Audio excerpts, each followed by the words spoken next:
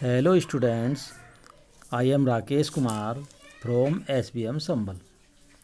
मैं आशा करता हूँ कि आप सब ठीक प्रकार से होंगे और मैं भी ठीक प्रकार से हूँ। आपने भगवान राम का नाम तो सुना ही है, क्योंकि प्रत्येक के हृदय में भगवान राम रहते हैं। कहते भी हैं कि मेरे रोम रोम में बसने वाले राम, जगत के स्वामी तू अंतर्यामी, मैं तुझसे क्या मांगूं।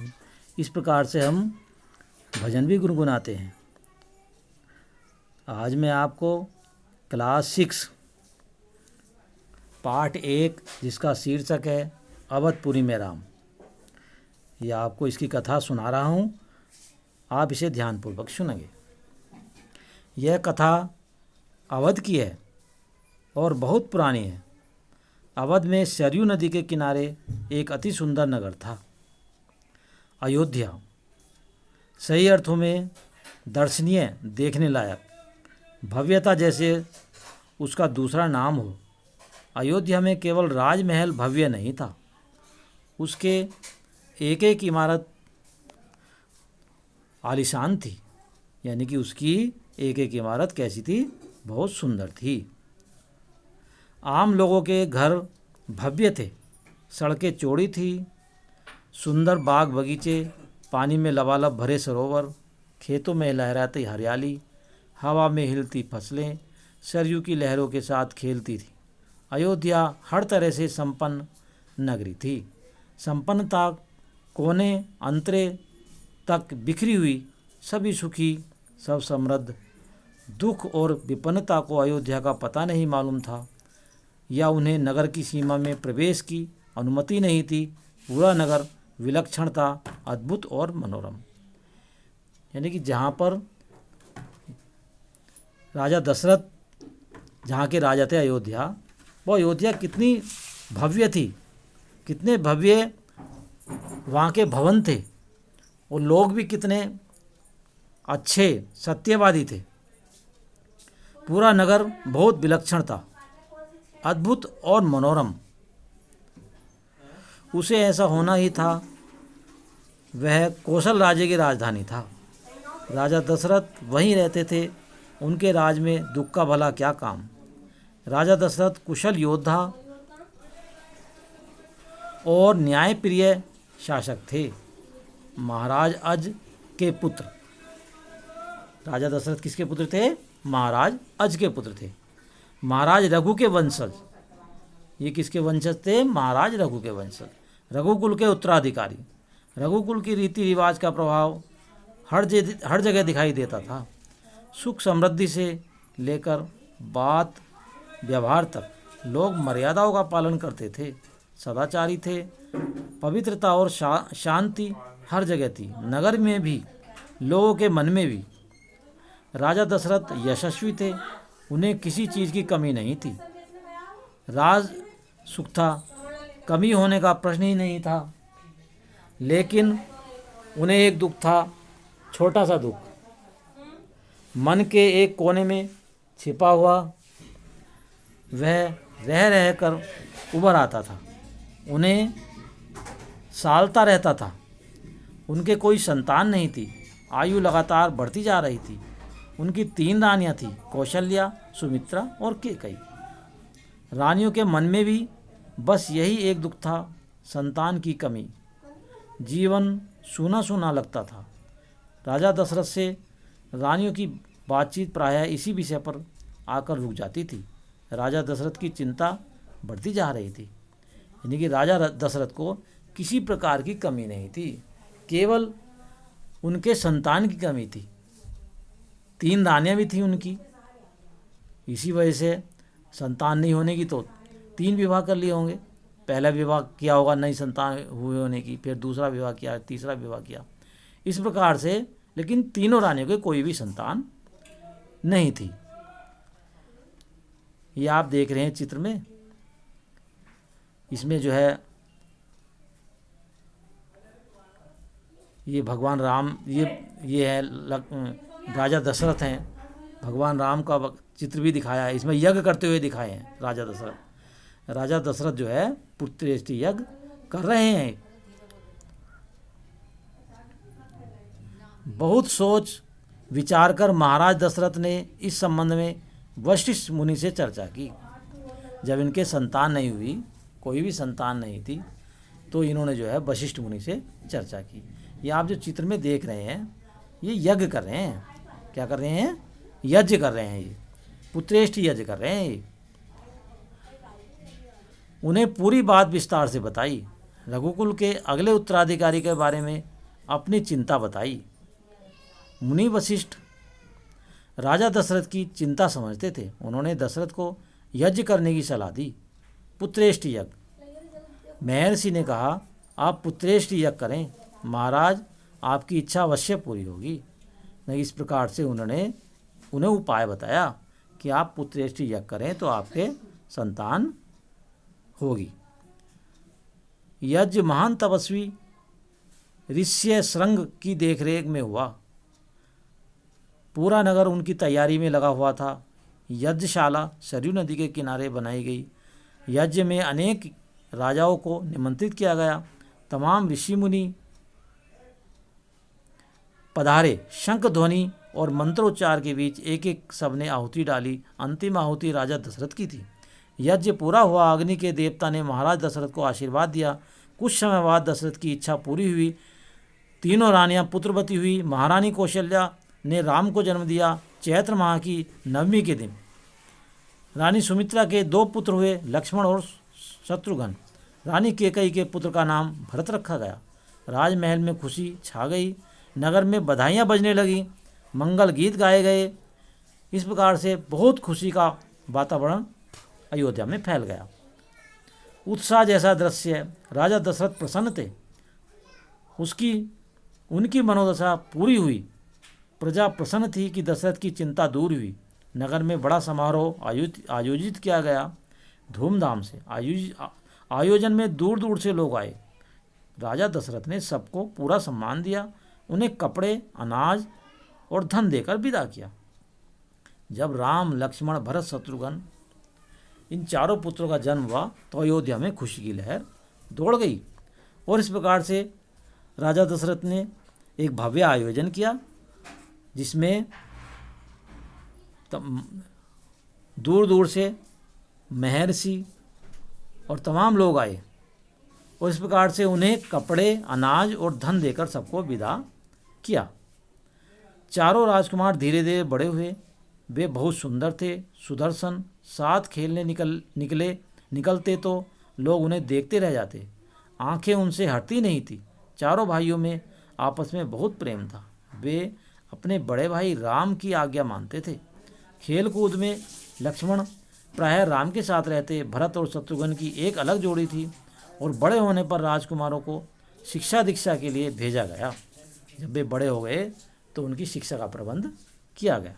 उन्होंने कुशल और अपनी विद्या में दक्ष गुरुजनों से ज्ञान अर्जित किया, शास्त्रों का अध्ययन किया, शस्त्र शास्त्र सीखे। चारों राजकुमार कुशाग्र बुद्धि के थे। जल्द ही सब विद्याओं में पारंगत हो गए। राम उनमें सर्वोपरि थे। उनमें कई अन्य गुण भी थे, विवेक, शालीनता और न्याय प्रियता। राजा दशरथ को राम सबसे अधिक प्रिय थे, ज्येष्ठ पुत्र होने के कारण और इन मानवीय गुणों के कारण भी। इस प्रकार राजकुमार कुछ और बड़े हुए, विवाह योग्य। नगर में इसकी चर्चा होने लगी। महाराज दशरथ भी ऐसा ही चाहते थे। अपनी संतानों के लिए सुयोग्य बधुएं परिजनों में चर्चा पहले से ही हो रही थी। बाद में पुरोहितों को भी इसमें शामिल कर लिया गया। अयोध्या का राजमहल एक दिन ऐसी ही चर्चा चल रही थी। गहन मंत्रणा। तभी एक द्वारपाल घबराया हुआ अंदर आया। उसने सूचना दी कि महर्षि विश्वामित्र पधारे हैं। महाराज दशरथ तत्काल अपना आसन छोड़कर खड़े हो गए, द्वार की ओर बढ़े। महर्षि की आगवानी करने, यानी कि उनका स्वागत करने के लिए द्वार की तरफ बढ़े। उन्हें लेकर दरबार में आए। विश्वामित्र को ऊंचा आसन दिया गया। विश्वामित्र कभी स्वयं राजा थे, बहुत बड़े और बलशाली। बाद में अपने राजपाट बाद में उन्होंने अपना राजपाट छोड़ दिया, संन्यास ग्रहण कर लिया, जंगल चले गए। वहीं उन्होंने अपना आश्रम बनाया, उसे उन्होंने सिद्धा आश्रम नाम दिया। उनके आश्रम का क्या नाम था? सिद्धा आश्रम। महर्षि के स्वागत सत्कार के बाद दशरथ ने कहा, महर्षि आज्ञा दें, मैं आपकी क्या सेवा कर सकता हूँ? आप अपने मन की बात कहिए, आपकी आज्ञा का पूरी तरह पालन होगा। राजन, मैं जो मांगने जा रहा हूँ उसे देना आपके लिए कठिन होगा। क्योंकि इस प्रकार से विश्वामित्र जी ने कहा कि राजन, जो मैं मांगने जा रहा हूँ वो आपके लिए बहुत कठिन देना होगा। आप कह ही तो रहे हैं। लेकिन राजा ने कहा, आप आज्ञा दीजिए महर्षि, मैं उसे पूरा करने के लिए तत्पर हूँ, बिल्कुल नहीं हिचकूँगा।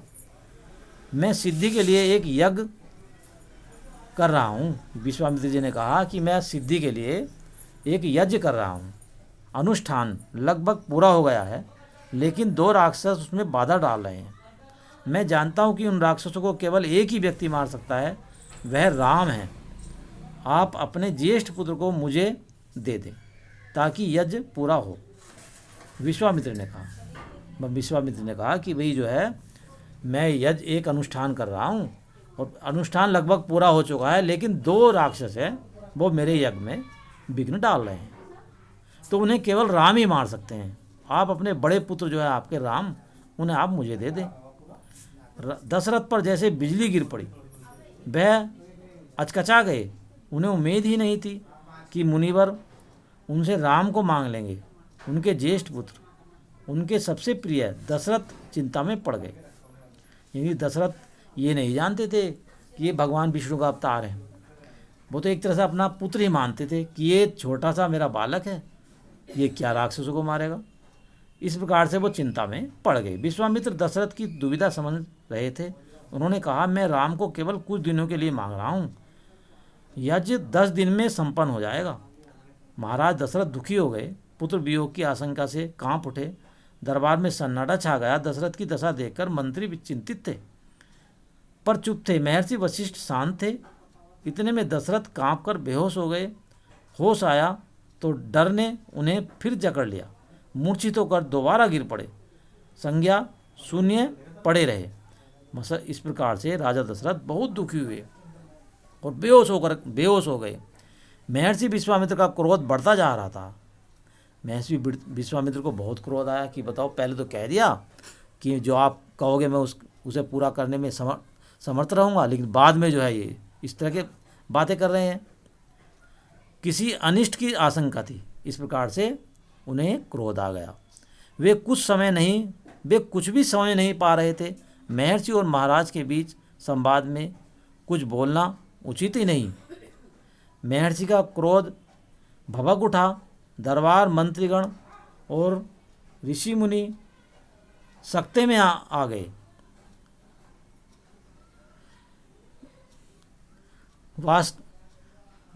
क्योंकि राजा ने वचन देकर राजा पीछे हट रहे थे। यह वास्तव में कुल के विनाश का सूचक है। आप जानते हैं कि मैं स्वयं दुष्ट राक्षसों का संहार कर सकता था, लेकिन मैंने संन्यास ले लिया है। अगर आप राम को नहीं देंगे तो मैं यहाँ से खाली लौट जाऊँगा। उन्होंने कहा कि मैं राक्षसों को तो स्वयं मार सकता हूँ, लेकिन मैंने संन्यास ले रखा है। बात बिगड़ती देखकर मुनि वशिष्ठ आगे आए।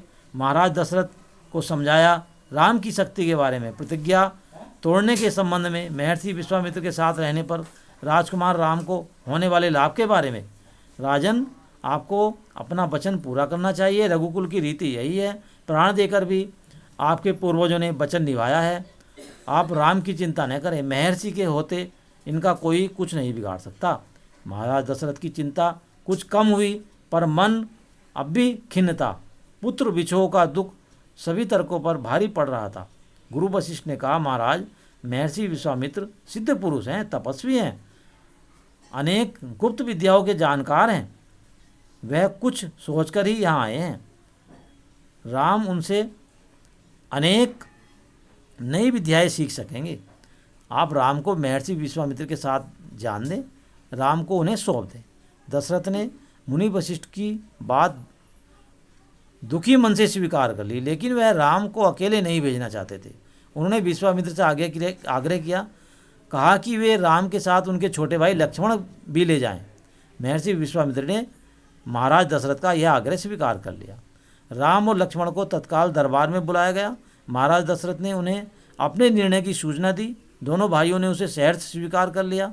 सिर झुकाकर आदर सहित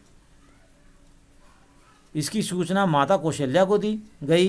बताया गया है कि राम और लक्ष्मण बन जा रहे हैं। महर्षि विश्वामित्र के साथ नितांत गंभीर माहौल में स्वस्ति वाचन हुआ, शंख ध्वनि हुई, नगाड़े बजे। महाराज दशरथ ने भावुक होकर दोनों पुत्रों का मस्तक चूमकर उन्हें महर्षि को सौंप दिया। दोनों राजकुमार बिना विलंब किए महर्षि के साथ चल पड़े बीहड़ और भयानक जंगलों की ओर। विश्वामित्र आगे आगे चल रहे थे, राम उनके पीछे पीछे चल रहे थे। लक्ष्मण राम से 2 कदम पीछे, अपने धनुष संभाले हुए, पीठ पर तुड़ीर बांधे, कमर में तलवार लटकाए। इस प्रकार से राम और लक्ष्मण विश्वामित्र के साथ चल दिए। और इसके बाद फिर आपको अब है पाठ 2 आपको अभी पढ़ाया जाएगा।